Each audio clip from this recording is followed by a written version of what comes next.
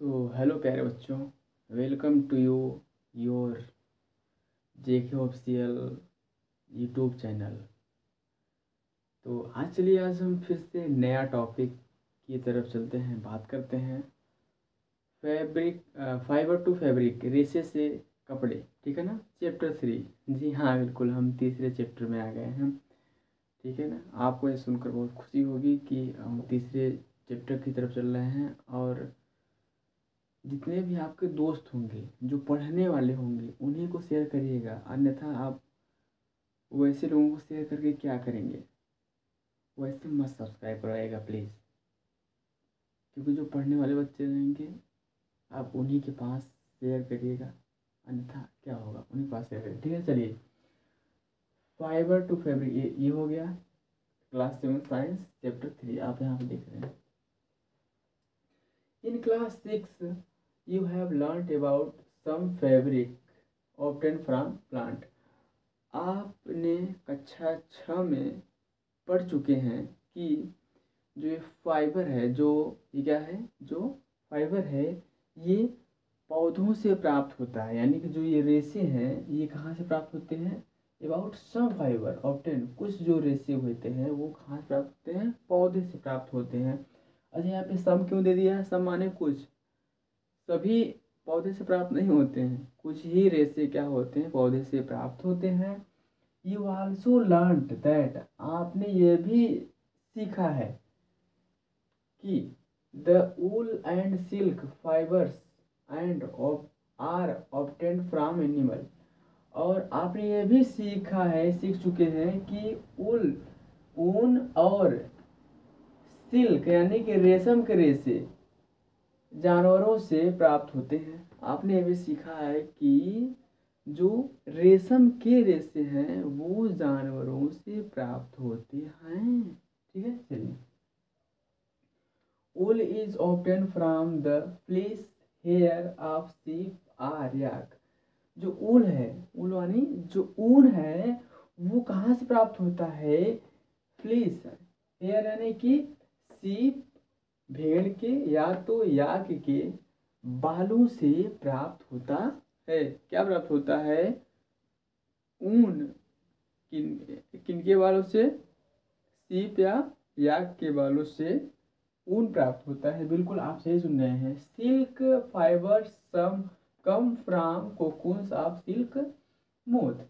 Silk fibre जो है यानी रेशम के जो रेशे हैं ये कहाँ से होते हैं, कोकून के कीट से।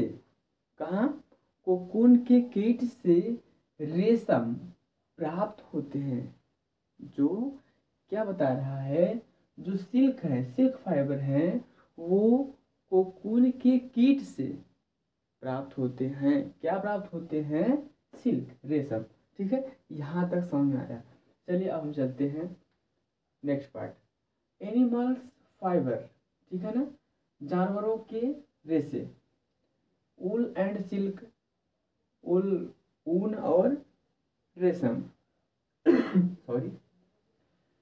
ऊल come from sheep, goat, yak and some other animals. जो ऊल है, ऊन, वो कहाँ से प्राप्त होता है, सीप, भेड़ से, बकरी से, याक से, एंड और सम अदर एनिमल्स, और अन्य जानवरों से भी प्राप्त करते हैं। ठीक है, चलिए।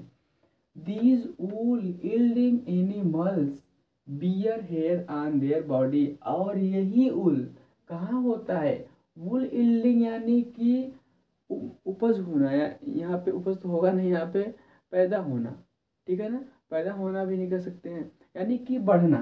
ठीक है ना, यहाँ पे ऊल यील्डिंग यानी कि उस पर बढ़ते रहते हैं, उनकी जो बॉडी है वो बढ़ते रहते हैं। एनिमल्स बियर यानी बढ़ना, हेयर ऑन देयर बॉडी, उनके बॉडी पे यानी कि ऊपर जो उनका बॉडी होता है उन पे क्या होते रहते हैं, बाल बढ़ते रहते हैं, वहीं से क्या होता है, ऊन की प्राप्ति होती है। ठीक है ना।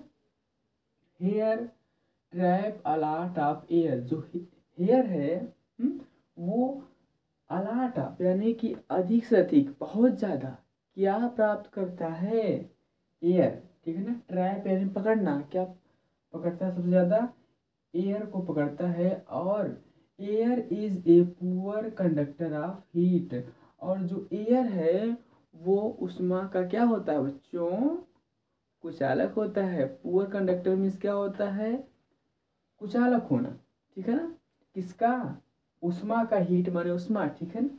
तो इसलिए hair keeps these animals warm. ठीक है ना?